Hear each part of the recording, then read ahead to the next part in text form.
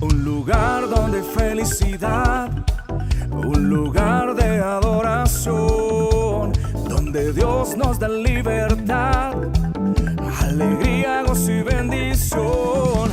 A la iglesia, en familia, vamos todos a cantarle, tributarle, alabanza, honra, gloria y honor a Jesús.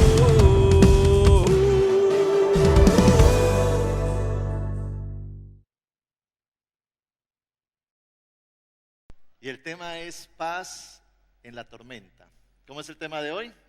Paz en la tormenta. Quiero que me acompañe el libro de Juan, capítulo 16, versículo 33. Vaya rápidamente allí, Juan, capítulo 16, versículo 33. Padre Celestial, te pedimos que tu palabra en esta mañana sea propicia a nuestra necesidad, alimente nuestro corazón, nuestro espíritu, nos lleve a crecer, a confiar en ti, Señor, y que tu gracia esté sobre nosotros en el nombre de Jesucristo. Amén y amén. Jesucristo dijo por medio de este texto, Juan 16, 33, estas cosas os he hablado para que en mí tengáis, ¿qué? Paz. En el mundo tendréis aflicción, pero confiad, porque yo he vencido al mundo. Este versículo nos tiene que situar en una realidad que todos los seres humanos vivimos y enfrentamos a diario. Son aquellas situaciones que sin invitarlas llegan: la mala noticia, la adversidad, la crisis, la dificultad.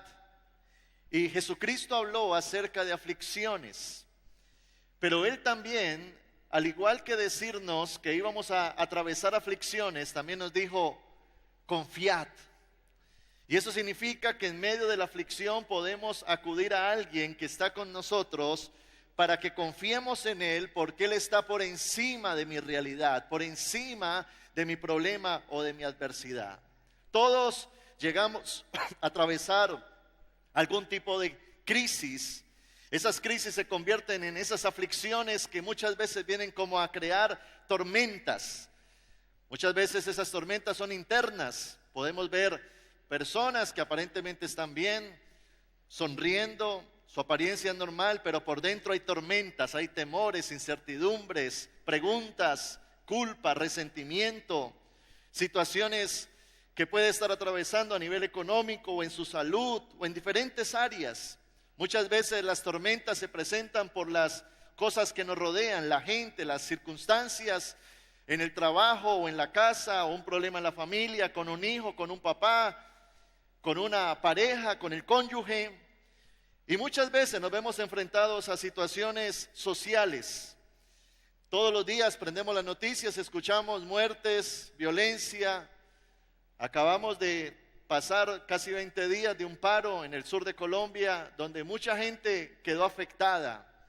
Escuchamos de una crisis en la nación vecina, Venezuela, que eso todo genera tormentas, afecta, genera crisis. Y esas tormentas traen a nuestro interior incertidumbre, muchas veces tristezas, dudas, temores, miedos, preocupación, ansiedad, inseguridad.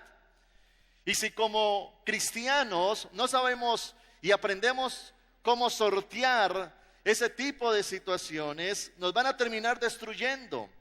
¿Cuánta familia, cuántas personas no son destruidas por situaciones difíciles? En medio de la tormenta se toman malas decisiones. En medio de la tormenta, hermano, nuestro cuerpo aún físico se afecta, porque cuando hay preocupaciones, ansiedad, estrés, cansancio, fatiga, depresiones, parece que eso se somatiza en el cuerpo y ahora se refleja en enfermedades que están afectando toda mi vida. Y ahí es cuando Dios nos llama a ser como el surfista. El surfista toma las olas que vienen violentamente, son altas, grandes, pero él las surfea, él las salta. Y allí es donde cada uno de nosotros tenemos que aprender a sortear y a surfear, aquellas olas tempestuosas que se quieren venir a afectarnos. Hace un tiempo atrás, algunos años, en la semana me comenzó a tener un dolor en mi espalda o un dolor de cabeza que no me paraba, y eso era raro en mí. Yo le dije a mi esposa, vamos al médico porque he orado y necesito que me ayuden con esto. Y resulta que fui donde el médico, me atendió el médico, me mandó a hacer exámenes. Al final de cuentas me dice, mire, usted no tiene nada, pero le quiero hacer una pregunta. ¿Usted está atravesando algún problema? ¿Usted tiene algún problema? No sabía que yo era pastor, no, por poco me dice, pastor, necesita consejería. Porque estaba con un dolor de cabeza y el hombre me tocaba los hombros y me veía tensionado y me decía, usted lo que tiene es estrés. Y yo me pregunto, ¿quién no ha vivido tiempos de tormenta? Viendo a hombres como Elías en una cueva deseando morir, a David en un desierto, Jeremías en una letrina, Jonás debajo de un enebro, José en la soledad de la cárcel, Juan el apóstol en la isla de Patmos, Pablo en una prisión. ¿Sabe que aún la Biblia habla de que Jesucristo tuvo un momento de aflicción fuerte para su vida? Mire lo que dice Marcos capítulo 14 verso 33. Cuando Jesús estaba próximo a ir a la cruz, sube al monte Getsemaní y dice la palabra que tomó consigo a Pedro, a Jacobo y a Juan, y comenzó a entristecerse y a angustiarse, y les dijo, mi alma está muy triste hasta la muerte, quedaos aquí y velad. Iglesia, esos son esos momentos difíciles, donde todos quisiéramos como huir de la realidad, como que se abra la tierra y nos trague. Nos sentimos impotentes, nos sentimos vulnerables. Pero allí precisamente es donde no podemos permitir que las emociones nos gobiernen. No podemos permitir que nuestra boca se vuelva incontrolable. Y mucho menos que nuestras acciones sean erradas. Y allí es donde surge un texto bíblico que determina la posición del cristiano frente a las aflicciones y el gran recurso que usted y yo tenemos con Dios. Salmos capítulo 34, versículo 19, dice el salmista, muchas son las aflicciones del justo, pero de todas ellas le librará Jehová. Note que no está diciendo que el justo no va a tener aflicciones. No, está antes aseverando y diciendo, sí, el justo va a tener aflicciones, pero también dice la palabra que de todas ellas le librará Jehová.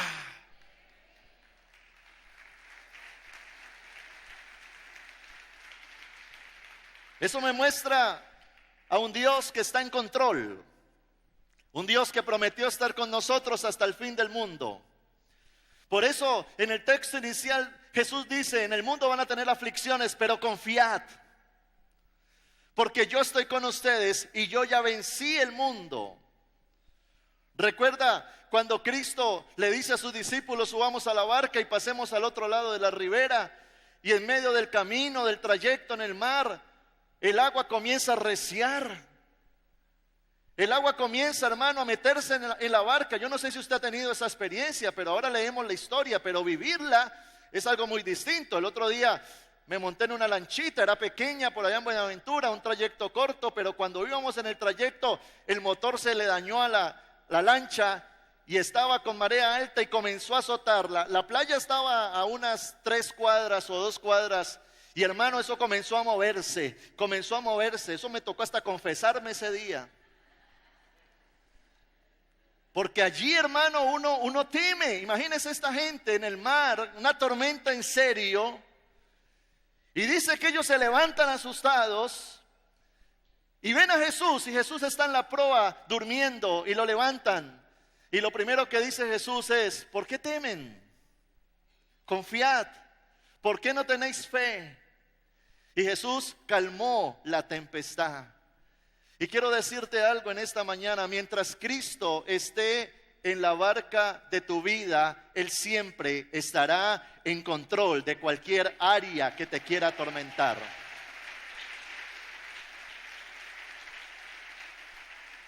Los discípulos, cuando acaba de morir Jesús en la cruz, entran en temor, se esconden porque temen de que también los crucifiquen, los maten.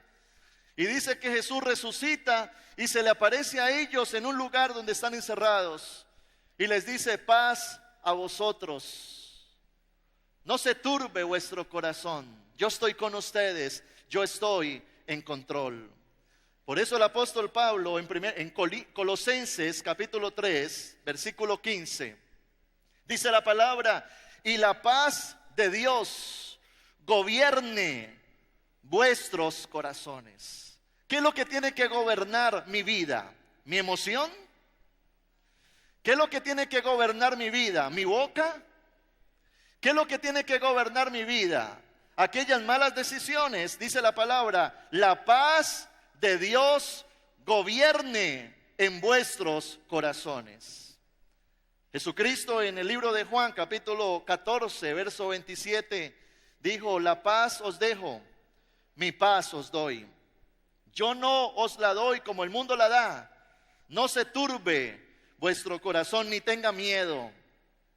La Biblia dice que Dios en medio de la tormenta nos da una paz que sobrepasa todo entendimiento. Es una paz que es rara, porque no consiste en que todo esté perfecto, sino que en mi interior haya tranquilidad. Hubo un rey, hace tiempos conté esta historia, un rey hace muchos años en un gobierno muy grande, se antojó de tener un cuadro allí en el palacio. Y el rey llamó a todos los pintores de su reino y les dijo: yo quiero un cuadro que refleje paz.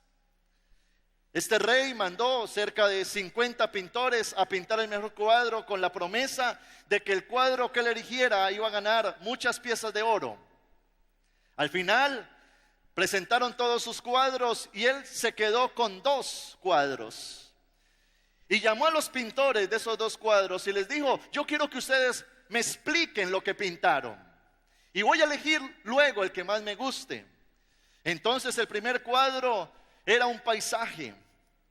Era un día soleado, con unas montañas verdes, bajaba un riachuelo, en la parte de abajo había un lago con algunos paticos por allí andando, pajaritos volando en el cielo, y lo que irradiaba ese cuadro era tranquilidad.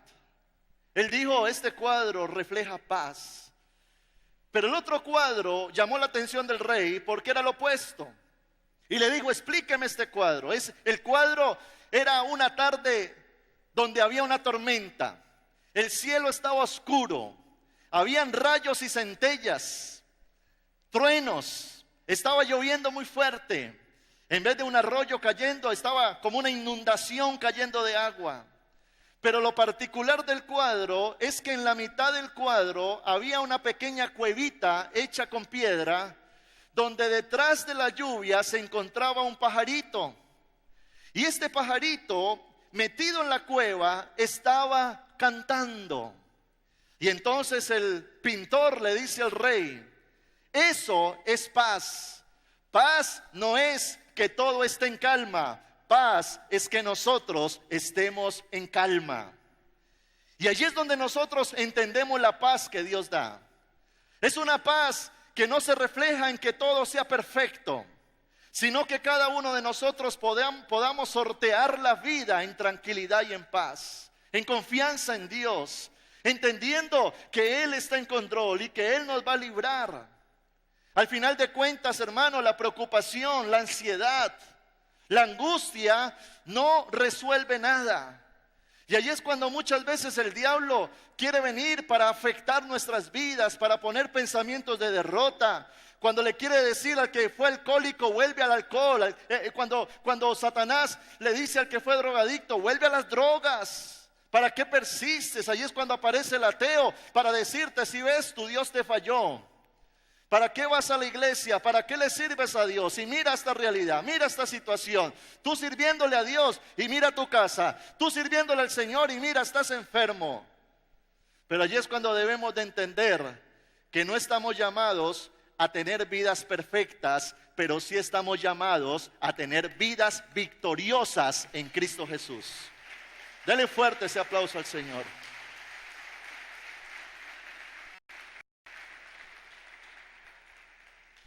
Ahora, aprendamos conforme a la palabra 3 formas de alcanzar paz en medio de la tormenta. Quizás hayan personas en esta mañana que me están viendo que están atravesando una tormenta. Si usted no la está atravesando, esta prédica también es para usted porque mañana la va a atravesar. 3 cosas, ojalá las apunte, porque en el momento de la tormenta le tienen que resucitar en su mente. No que usted vaya a decir, ¿de qué fue que predicó el pastor ese día? Sino que usted las pueda grabar, porque es la salida a la victoria en medio de la tormenta. Lo primero que tenemos que hacer es fortalecernos en el Señor. Hay una historia en el Antiguo Testamento donde el rey David dice que regresa con su ejército. Estaba enfrentando a sus enemigos y regresa a una ciudad donde él vivía que se llamaba Siclag. Cuando él regresa, ve a la ciudad humeando porque la acaban de robar, de saquear, de incendiar. Han robado sus pertenencias, se han llevado a sus hijos, a sus mujeres. Y el ejército que viene con David ahora le echa la culpa a David y le dice, tú eres el culpable, dejamos solo nuestro territorio y mira, nos han saqueado, perdimos todo, las cosas no han funcionado bien, tanto que lo querían apedrear. Fue un momento muy duro para David. Le quiero leer 1 Samuel capítulo 30 versículo 6, lo que dice: y David se angustió mucho porque el pueblo hablaba de apedrearlo, pues todo el pueblo estaba en amargura de alma, cada uno por sus hijos y por sus hijas. Mas David se fortaleció en Jehová su Dios. ¿Qué es fortalecerse en Dios?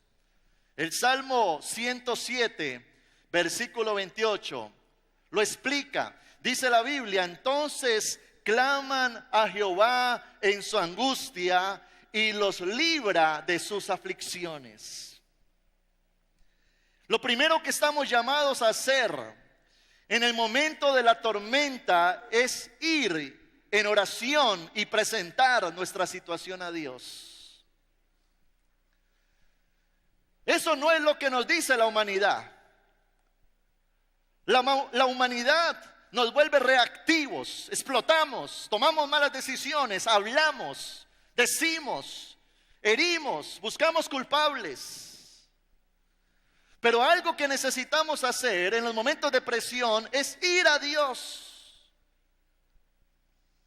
El otro día yo estaba preocupado por algunas situaciones y se me vino a la mente esta palabra y me tuve que arrodillar y decirle, Señor, mira lo que estoy atravesando, por favor, fortaléceme. Y la Biblia dice que Dios nos fortalece en nuestro hombre interior. Imagínense que el mismo Cristo, cuando sube el Getsemaní, cuando Él expresa y dice, estoy en una amargura de alma, estoy afligido, porque Jesucristo sabe lo que va a tener que atravesar. Ya están a punto de venir Judas y los demás soldados romanos a apresarlo. Él va a padecer, Él va a sufrir. Él sube al monte Getsemaní y llama a 3 de sus discípulos y los lleva a un monte a orar. Y qué interesante, si Jesús subió con 3, eso significa de que usted y yo necesitamos rodearnos de gente que nos respalde en oración, que nos acompañen en oración. Y dice la palabra en el libro de Lucas 22:43, y se le apareció un ángel del cielo para fortalecerle. Imagínense si eso pasó con Jesús. Significa que puede pasar con nosotros. El apóstol Pablo en 2 de Corintios 1:5 dice, porque de la manera que abundan en nosotros las aflicciones de Cristo, así abunda también por Él mismo Cristo nuestra consolación. ¡Wow! Él está con nosotros. Él no está ausente en tus crisis, en tus problemas. Él llora con nosotros. Él nos respalda. Y Él quiere que entendamos que Él está allí para escucharnos. Allí es cuando vamos a su presencia y le decimos: Señor, fortaléceme en este momento que estoy atravesando. Lo segundo que necesitamos hacer es tener fe.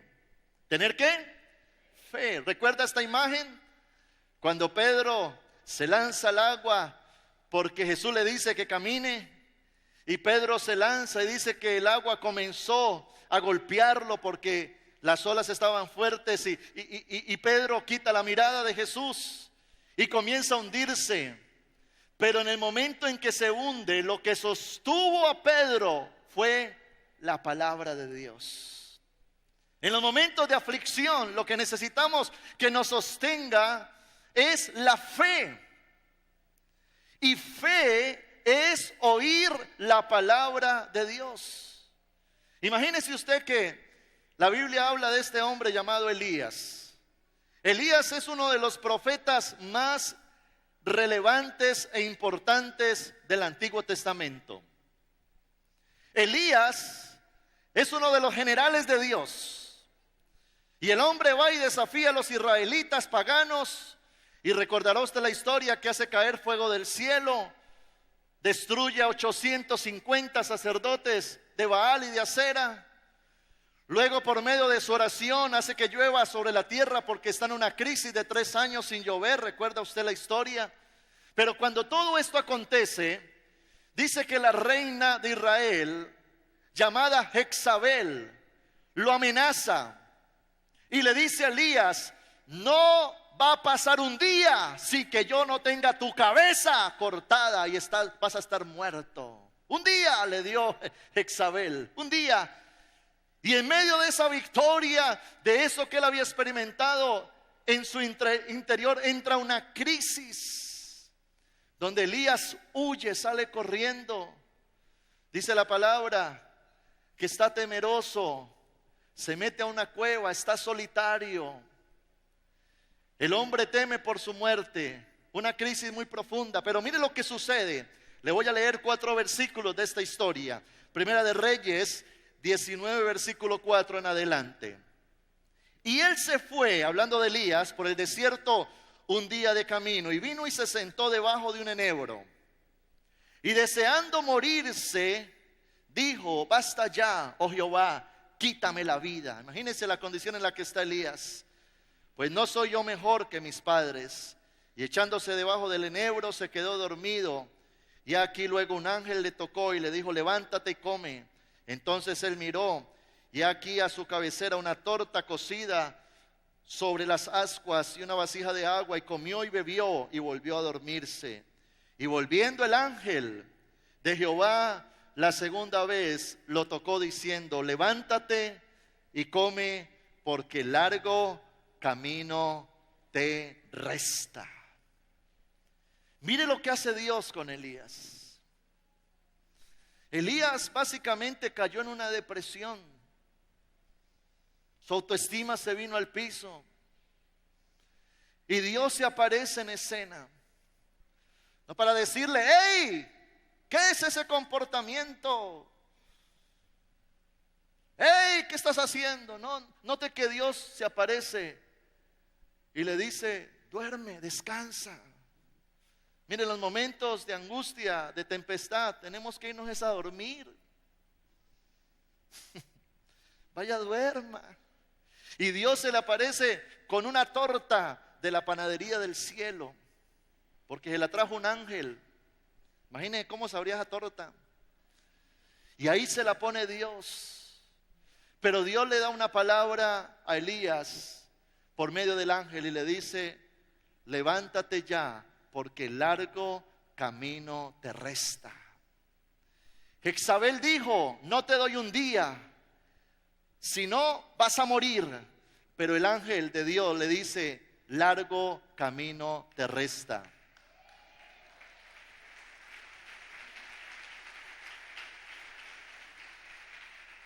¿Y qué significa esto? Que las verdades de Dios sacan las mentiras del diablo. Y esa verdad de Dios es la que alimenta nuestra fe. Y esa fe genera esperanza.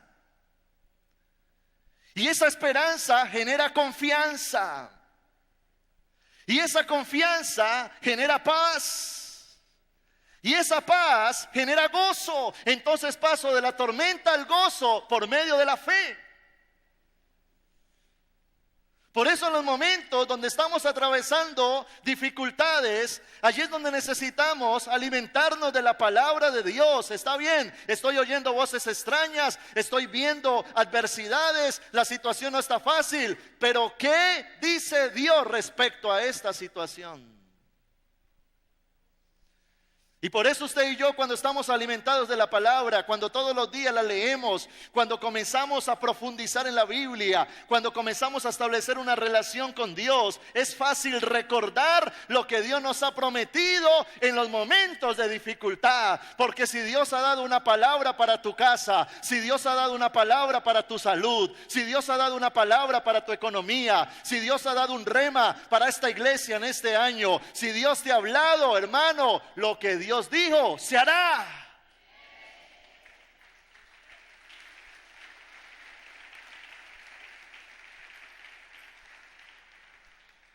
Y esa palabra de Dios entonces trae paz a mi corazón, confianza.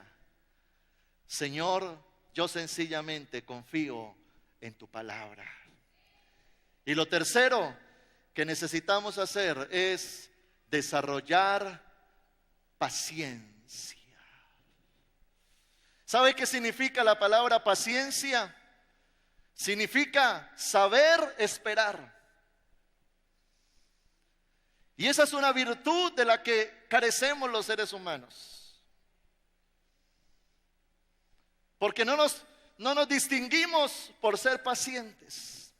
En estos días, como está lloviendo tanto en Cali y hay inundaciones y todo esto, estaban entrevistando en la radio a un experto en lluvias y tormentas, en rayos, en relámpagos. Es un especialista en esto. Y él decía que en esta zona de Colombia siempre van a haber tormentas en 2 etapas del año. Empezando desde la mitad de marzo hasta la mitad de mayo. Y por allá en la mitad de octubre hasta la mitad de diciembre. Él decía que las tormentas pasan entre la 1 de la tarde y las 5 de la tarde. Y yo me ponía a pensar en las lluvias que ha habido y todo eso. Y yo digo, tienes razón, siempre es en esa hora. Pero él decía algo interesante. Y él decía, ninguna tormenta científicamente dura más de 1 hora. Y el mensaje que eso me dio a entender es que todas las tormentas pasan. Y le quiero decir algo. Puedes hoy estar atravesando una tormenta, pero ese no es tu destino final. Esa tormenta va a pasar y Dios te va a llevar a la victoria.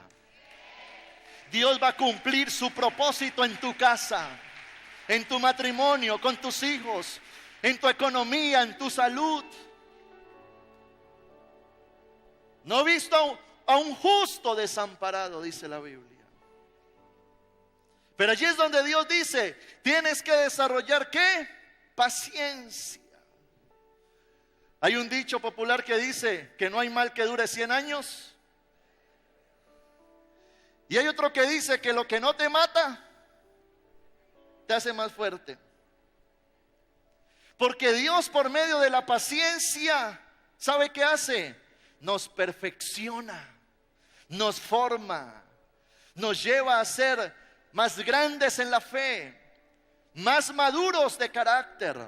Santiago 1, versículo 3, dice la palabra, sabiendo que la prueba de vuestra esperanza produce paciencia. Santiago 5:11 dice, he aquí, tenemos por bienaventurados a los que sufren. Habéis oído de la paciencia de Job y habéis visto el fin del Señor, que el Señor es muy misericordioso y compasivo. Romanos capítulo 5, verso 3. Dice la Biblia, y no solo esto, sino que también nos gloriamos en las tribulaciones, sabiendo que la tribulación produce paciencia. Y Santiago 1:4 dice, mas tenga la paciencia su obra completa, para que seáis perfectos y cabales, sin que os falte cosa alguna. Es tremendo, porque mientras al impío la tormenta lo deforma, a nosotros la tormenta nos forma. Mientras al impío la tormenta lo destruye, a usted y yo nos lleva a ser mejores. Porque es en los momentos de tormenta donde se prueban y se evidencian tres cosas en nosotros. Primero, nuestra fe en Dios. Allí es donde Dios dice, vamos a ver si tú crees. En segundo lugar, se evidencia nuestra madurez o nuestra inmadurez. Y en tercer lugar, si tenemos capacidad de decisión. Porque por supuesto no se trata solo de ser agentes pasivos, sino activos y buscar soluciones. Pero cuando nosotros desarrollamos estas cosas, hermano, las tormentas van a pasar y usted y yo vamos a permanecer. El apóstol Pablo dijo, pónganse la armadura de Dios para que puedan resistir el día malo. Y habiendo pasado, ustedes estén firmes. Van a haber día malo. No quisiera decirle esto, pero va a haber día malo. Pero dice la palabra, pero ustedes van a estar firmes y van a permanecer y van a salir victoriosos, porque Dios está con nosotros y Él nos va a ayudar, Él nos va a fortalecer, Él nos va a ayudar a soportar. Y quizás nos toque hacer como el avestruz. El avestruz es un poco ignorante, ¿no? Porque sí conoce el avestruz, ¿no? El avestruz, cuando hay una tormenta y comienza a llover y vienen los animales a comerse los otros, mete la cabeza debajo de la tierra y ahí el hombre dice, ya no me ven, aquí espero que pase la tormenta. Pero quizás hayan momentos donde tenemos sencillamente que esperar, donde tenemos que irnos a dormir, donde tenemos que confiar en Dios y saber que todas las tormentas pasan. Un lugar donde felicidad, un lugar de adoración, donde Dios nos da libertad, alegría, gozo y bendición.